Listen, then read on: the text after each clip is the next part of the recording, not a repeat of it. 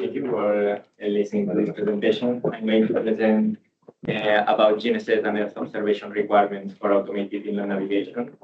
And this presentation is in the context of the AVIS project. So to give you a brief introduction of the AVIS project, the main objective of the project is to analyze how the EU-based data can be used for the automated vessels on European inland waterways.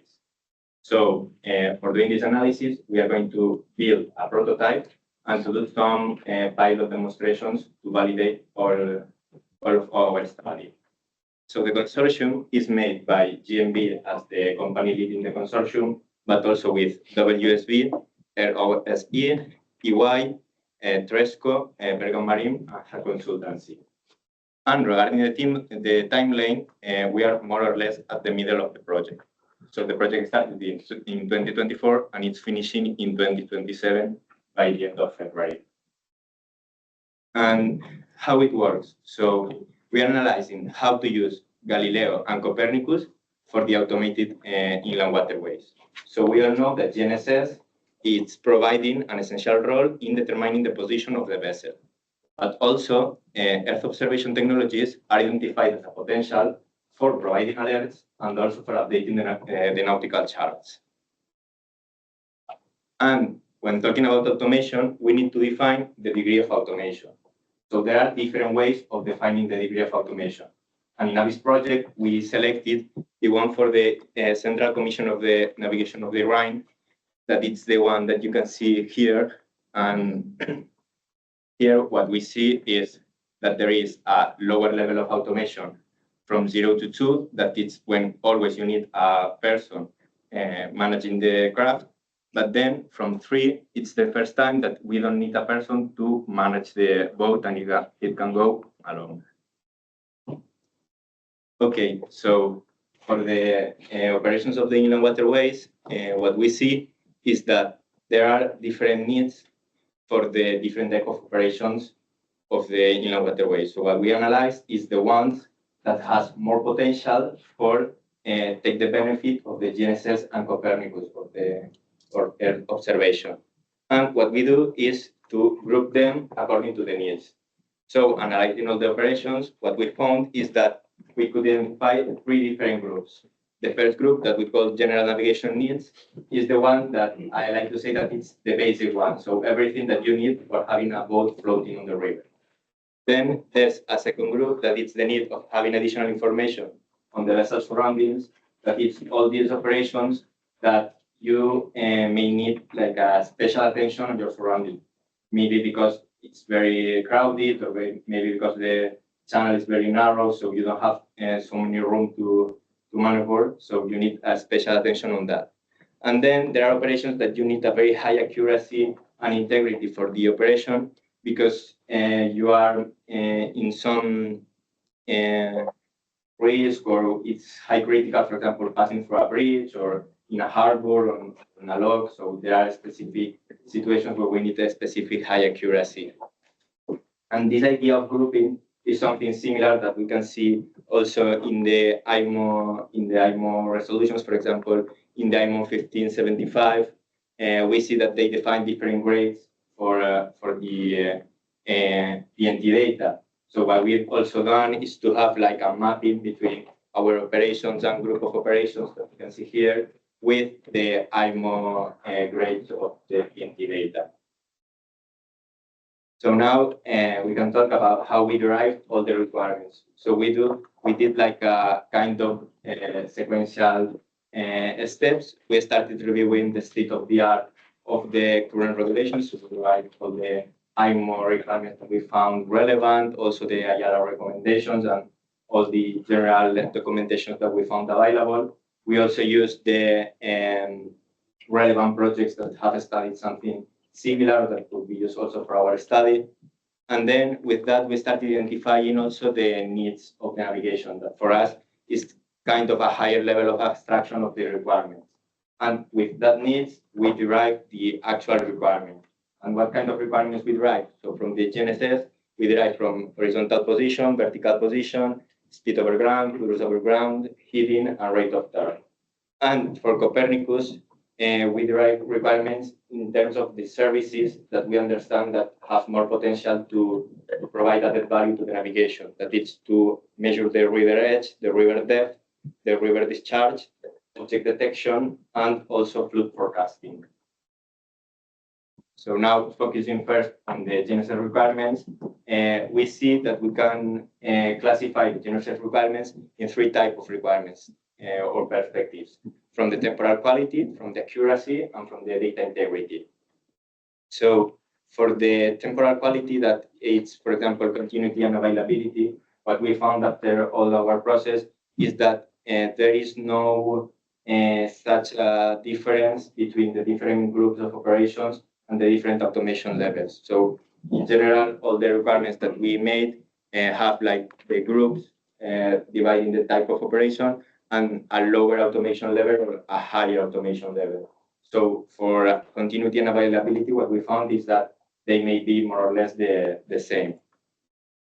But the things changing when we come to other requirements related with accuracy, for example, horizontal position. What we found is that it may change quite a lot depending on the type of operation and also on the automation level. So here it's the table that includes all the requirements, but also we wanted to take the advantage of one diagram used also in the IMO 1575, that is for having a clear picture of how the requirement sets in terms of accuracy and integrity. So I know that it's quite hard to see from here, but more or less what we could see here is that the integrity is always very high demanding for the navigation in inland waterways, both for automated and not automated navigation. And for the different type of operations, as much as critical are the operations, the more the accuracy we need. For example, these letters here for the accuracy means the degree of accuracy that is set by IMO, that it's 100 meters, 10 meters, 1 meter, and 1 decimeter. And this is for the horizontal position, and particularly in inland waterways, it's also relevant the vertical position. But it's not always relevant. It's particularly relevant for some operations, like, for example, bridge passing. It's important to not have a collision with the bridge. So for that reason, we need a very high accuracy in both in automated and not automated navigation. Then we have the speed over ground and the port over ground. And what we see here is that for non-automated navigation, the speed over ground and port over ground requires much less accuracy than for automated. So we identified that this type of parameters, when using an automated navigation, have more stringent requirements than when not. Because when we have a boatmaster, it's something easy to correct, but when there's an automated vessel, this is much more important to be under control and with a high accuracy. And something similar happened with the heating and the rate of start. That we see is that, for example, for the heating, the requirements are so loose for the non-automated navigation, but when needing an automated navigation, the requirements are very stringent and difficult to achieve nowadays. And now we can go to the Earth observation requirements. And here, for the Earth observation requirements, we see two perspectives. That the Earth observation can be used for updating the nautical charts, that is to have an update on the maps that we can see on the ECDIS, but also to provide alerts. So what can we understand, or what can we put requirements in this type of things? So for the updating of the nautical charts, we see two relevant parameters. One is the temporal resolution, that is how many times the satellite passes through the area that you want to analyze. And then what we call service error, because since Copernicus is capable of providing different type of services, you may see sometimes that you have a spatial resolution, but it's only a particular requirement for a particular service. But talking about Copernicus service in general, we prefer to say service error that collects all the possible errors that you get from providing the service of Copernicus.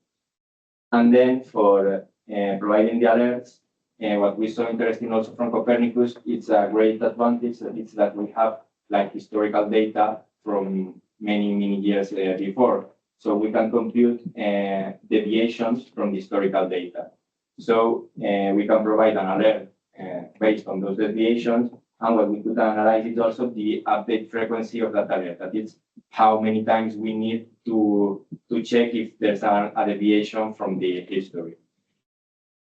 And here, what we get from those from our analysis is that the temporal resolution that in the end we find that it's similar to the deviation historical alert from update frequency is that for non-automated or lower automated navigation, it may be sufficient with 1 week, but with high automation, we need to update the data up to 3 days. And for the service error, we see that it is very demanding because the actual accuracy of the nautical charts it's very high. So if the Copernicus service needs to update the nautical charts, we need to follow that type of accuracy. So that's why we see requirements of centimeters, that it's something that nowadays it's not possible to be achieved, but it's what we understand that it's what we would require for using Copernicus for updating those nautical charts. So also one particularity from our study is that in general, we understand Copernicus as a need or something to use for general navigation. So whenever you have a vessel floating, so we understand that it only provides a value to the group one group one of operations. That is the one of the basic needs. But particularly for river depth, for the group 2, that is the one that you need to take a special control of the surroundings. It's very important because if you are in a small river and the depth is quite limited, maybe we don't have too much room, so we need to be more stringent on the frequency that we update the river depth, just to ensure that we don't have any problem with the vessel. And then also it's something similar to the water speed, so the values are more or less the same, that we need 1 week or 3 days to update the information. And we saw that 2 kilometers hour, 1 kilometer hour could be enough for the inland navigation. And from the object detection, what we saw is that it may be interesting when we can detect objects from more or less 2 meters of diameter. And then there's a particular service for fluid forecasting that it's also very relevant for inland waterways navigation. And we identify that it's always important to have a forecast of at least 15 days in advance to predict the flooding. So for concluding and commenting just further activities of the ELIS project, what we see from this study so far is that actually GNSS navigation observation have potential to contribute to the automated navigation in inland waterways.